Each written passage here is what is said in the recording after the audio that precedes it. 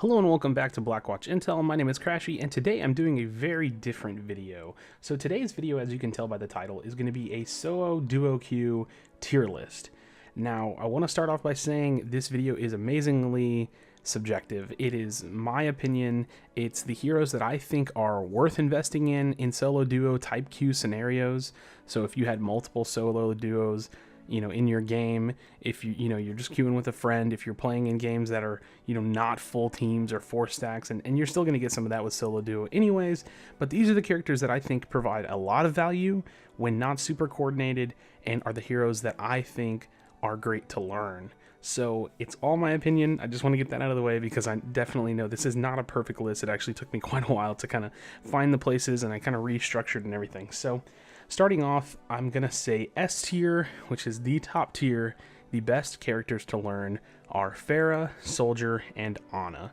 Now, the reasons I wanted to put these heroes in here are because PHARAH and Soldier are the 2 easiest, best DPS picks that you can pick in the game right now for solo duo type environment. You don't have to run dive comp. You can easily synergize with any kind of tanks, PHARAH Mercy, Soldier Tac Visor, anything. It just goes well. These characters are so well rounded in terms of DPS that you can really play them in just about every comp, and they do a lot. They provide so much value. Everybody knows how strong Pharmacy is in the competitive ladder, and Soldier is in the competitive ladder and in the professional scene in a triple DPS dive comp. So definitely some solid heroes you want to run. As for Ana, she just does so much. She fills such a huge role. You can combo ultimates with her nano boost, you can spam heal tanks, you can biotic grenade and anti-heal the enemy, you can shut down ZENYATTA ult, you can spam heal yourself on the ground, you can duel 1v1. She just does a lot. Now, I definitely think that there are other supports that I have a little bit lower down that provide some solid kind of value as well, but I did want to put her up there because I really think she's a hero that you deserve to put some time into, and she deserves to have a lot of playtime on her because of how well-rounded her kit is with CC, damage, healing. She does everything. Alright, so for A tier, these are going to be the majority of the heroes roster. The A tier listing is kind of the heroes that you will probably see in a game. S tier are the ones that I think you should have in a game, the ones that I think you should definitely put value in, and A tier is more the ones that you will have these characters in your game. So for the tank lineup, I'm going to put Winston, ZARYA, ROADHOG, and REINDHART. Now, and D.Va, sorry.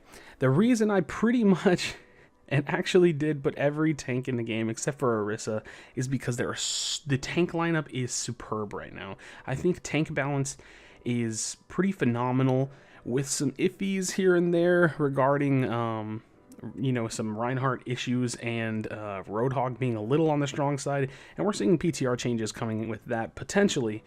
But Winston ZARYA dive comp, Winston D.Va dive comp, Reinhardt any other tank more or less is deathball comp, ZARYA most DPS combo, ROADHOG pick potential, Reinhardt 2000 HP shield, D.Va great counter for PHARAH and Soldier. I mean, you just get so much ridiculous value out of any of the 5 tanks listed that it's hard to deny that they're not just ridiculously strong picks, and definitely where I'm going to put the majority of the tank roster in the A tier. So moving on to support for the A tier, we're going to see LUCIO and Mercy. Now, LUCIO, again, I had a hard time not just throwing him up top with Ana in the S tier, but I did go ahead and knock him down a bit, and it's I really don't even have a reasoning for it. I didn't want to put the majority of the roster or even the majority of the support role in the S tier, but LUCIO is about the same. He provides so much value in so many different places, and I guess it's less of the less of the CC, less of the kind of damage for LUCIO that made me want to throw Ana up there, but he has the sound barrier and it's just so incredibly strong. So LUCIO, definitely worth putting your time into, definitely want to have on the team, and someone who's just an insane support. Mercy, as of late, has been climbing that playtime ladder, and she's just insane. Her reses are annoying. She can fly around with Pharmacy, which definitely provides her some ridiculous value, and overall she's just a nuts support who's really frustrating. And for the A tier DPS picks that I pretty much put the dive combo in there, Genji Tracer, lots of value out of those heroes, lots of combo potential, self-sustain, verticality, all kinds of crazy movement, and strong ultimates from both of the heroes as well. So you will probably have one of these on your team at any given point. Especially if your team is trying to set up some form of dive comp, you will have one of these heroes, so definitely going to fill into that A tier kind of spot. B tier is going to have the heroes that provide good value, but you probably won't see them that often, and I have at least one of every kind of class in this position, and I actually kind of found that to be interesting when I was building the list, because I really thought I would have less. So B tier tank, I put ORISA here. Now, the reason I put ORISA here is because she just doesn't bring the same value that I feel the rest of the tanks bring, and it's really just due to her lack of mobility, because her ultimate is insane, and she definitely has her strong points on maps and in some capture point maps, but she's just not as well-rounded. And I love ORISA. I don't actually think she's bad at all, just I think overall not as well-rounded as some of the other tanks. For support for B tier, I have ZENYATTA. I put ZENYATTA here because he doesn't heal very much, and while his Transcendence is pretty insane, you more often than not see him in situations where you feel like you need more damage or you want to run some form of dive comp. So still, again, really solid value. Definitely want to put some time on ZENYATTA, learn him well so you can run those strong dive comps, but not the same or as easy to get the value out of as, say, some of the other supports. The sniper combo for DPS in B tier is going to be HANZO Widowmaker. I put HANZO Widowmaker here because there's a lot of value to get out of these characters. Widowmaker, a strong Widowmaker player can almost carry a game by themselves, although you won't really see that strong of a Widowmaker in the majority of games.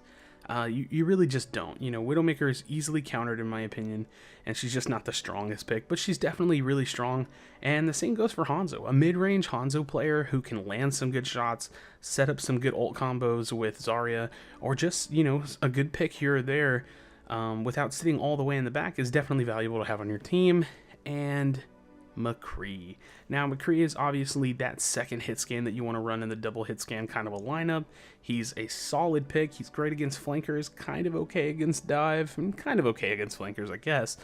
He's got a pretty weak ultimate. We're going to be seeing some changes to that, and he may rise up in the meta if those PTR changes go live. But overall, MCCREE has always been pretty solid. He deals out a good amount of damage, and he's just that, you know, he's that stable DPS that you know you can fall back on. And some people prefer him over Soldier, so, you know, he definitely brings some value. C tier is the tier where things get weird. C tier is the niche heroes, totally off meta heroes, the heroes you really don't see much, but they're really good in certain situations. For support, I have SYMMETRA. She's really good at those 1-point defenses. She's really good at some of those, you know, second point, 2 CP points in some scenarios, but overall, mid streets, control point, she's just not the best. And sure, the one tricks and the SYMMETRA mains can make her work, and that's good because she definitely provides value to a team, but it's just harder to get the value out of a pick like her than it is someone else, and thus C tier. Coming out of the defense and DPS role, we have TORB and JUNKRAT. Again, same kind of a niche, you know, you can put them on attacking payload, you can throw them on defense first point, you hit those weird streets, you get on some of those, you know, King of the Hill capture point maps, and it just doesn't quite work as well, and he's not bad by any means. I actually love playing TORB on first point defense on Hollywood, and a couple other places like even Numbani, but again, just not the best value. He's not hit scan, he can't really help with Fair Mercy much, he struggles to be a stable DPS pick, and I don't think that's his role. As for JUNKRAT, now JUNKRAT's actually a very stable DPS pick, puts out a lot of damage, very mobile, has a trap, you know, kind of protect his back line and protect his flanks, you know, and or just put the trap on the point. I love to play him like that, but again, it's just not quite as stable. His ultimate's a little bit lacking. It's definitely something I expect to see a change on in the future, and overall, he's just not as easy to get value out of, although I have seen some pretty insane JUNKRATs. I actually mained him for like a little bit. I played him for like 11 hours on one of my Smurf accounts, and I had a lot of fun playing him and learned a lot about the hero and how strong he really can be. But again, overall, just not the best hero. Nextly in the DPS slot is going to be Sombra and Reaper. Now, Sombra and Reaper, oh man, you know, they're just so close. They're right there. Insane ultimates from both of them. But ultimately, you fall kind of short with these types of heroes on your team. You never feel like you get much impact out of Sombra. Now, a really big ultimate can definitely turn the tide of a team fight, but it's almost hard to follow up on. And again, with a solo duo type tier list, you really want to be having the most value out of your pick, and it's just not quite the easiest thing to follow up with outside of a very structured kind of setting. As for Reaper, he's just slow. He's got a good ultimate. You can get some good value out of it, but getting him there and getting his ultimate and getting the value out of it, it's just amazingly tough. And last in the C tier in terms of DPS is going to be Mei. She's great in some scenarios, and otherwise that's about it. You know, she's got an awesome ultimate for stall. She's got an awesome kit for stall, rather. She's got, you know, the ability to shut down some of those overtime pushes on payload maps or assault escort hybrid maps, and she's just not a bad hero. But again, she's never going to be that stable DPS pick, and again, I don't think that's their role, and that's kind of some of the things that you have to realize about some of these heroes. It's never going to be their role to be, you know, that stable DPS pick like some of the offense heroes are, and some of the tanks are, and healers as well. And in the D tier, I have the beat boot king himself. It's going to be Bastion. Now, I put Bastion in D because he's so niche and so rarely played, and takes so much to get value out of, that he's just, you know, he's just not that hero. He's not someone you want to put a lot of time into. He's not someone you're going to see a lot of, and you can get overtime value out of him, but overall, I just don't think he's the best. So I'm going to go ahead and display my overall tier list image now. If you want to take a look at it, kind of analyze it, please leave your thoughts below. I love talking about where people place their value and their viability in the heroes, because it is subjective. And I know someone who's a Junkrat main would love to throw them higher up. Someone who's, you know, a Widow or Hanzo main wants to throw that person higher up. But this is coming from my perspective on who you can get value out of, who's really strong, and who you can get value out of, not just overall, but kind of easily. So again, thank you so much for watching. Please do not leave without leaving a like. I hope you enjoyed this type of video. It's definitely different. It's very opinion based, and it's something I wanted to try out. So I will see you guys soon and on the next video.